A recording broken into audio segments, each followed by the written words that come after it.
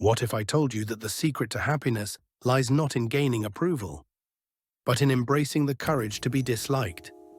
Inspired by the groundbreaking book The Courage to be Disliked by Fumitake Koga and Ichiro Kishimi, this idea challenges everything we've been taught about success, relationships, and self-worth. Today we're diving into profound lessons from the book about why.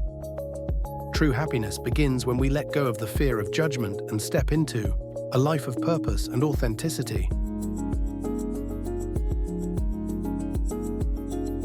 We've all felt it, the weight of wanting to be liked, whether it's seeking validation on social media or bending over backwards to meet others' expectations. The desire for approval can be all-consuming, but here's the truth.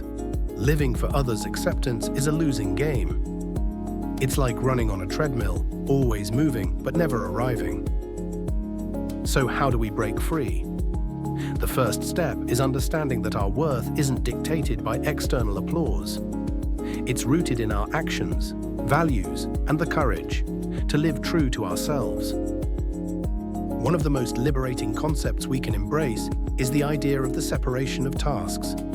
This principle, explained in the book, teaches us to distinguish between what's our responsibility and what belongs to others. Think about it. You can control your actions and choices, but you can't control how others perceive you. Their judgment is their task, not yours. By focusing only on what you can control, you free yourself from the burden of trying to manage others' thoughts or emotions. It's not about being indifferent or unkind. It's about respecting the boundaries between your life and theirs. Another profound lesson from the book is the importance of living fully in the present. So often we're trapped by regrets of the past or anxieties about the future. But happiness isn't found in either.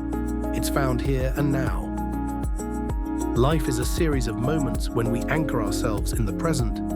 We find clarity, peace, and the freedom to act with intention. In a world obsessed with competition, consider adopting a mindset of contribution. Instead of asking, "How can I be better than others?" ask, "How can I add value to the world?"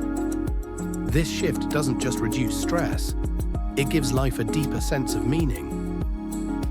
When we focus on contribution, we align with our purpose. We stop comparing ourselves to others and start appreciating our unique ability to make a difference. Let me share a personal story from my time as a team leader. There was a project we were working on, a challenging one with tight deadlines and a lot at stake. Early on, I realized that not everyone on the team felt confident in sharing their ideas, worried about how others might judge them. I decided to lead by example. During one meeting, I openly shared an idea that I wasn't entirely sure about. I admitted it might not work, but I wanted to put it out there. To my surprise, this vulnerability set the tone.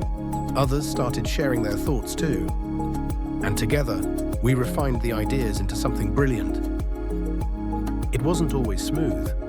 There were disagreements, and not every idea was embraced, but by creating a culture where it was okay to be wrong, we unlocked creativity and trust. That project became one of the most rewarding experiences of my career, not just because of its success, but because of the courage everyone showed in contributing authentically. This experience taught me that courage isn't about never failing. It's about creating space for yourself and others to take risks and grow without the fear of judgment. The ultimate takeaway from the book is this: happiness requires courage. The courage to be true to yourself. The courage to pursue your dreams, even when others doubt you. And yes, the courage to be disliked. It's not about being reckless or dismissive of others. It's about understanding that your value isn't determined by popularity. It's determined by living a life aligned with your principles, passions, and purpose. So, as you go about your day, ask yourself, what would you do if you weren't afraid of being judged? Who would you be if you weren't chasing approval? Remember, the courage to be disliked isn't a burden. It's a gift that frees you to live authentically, love deeply, and contribute meaningfully.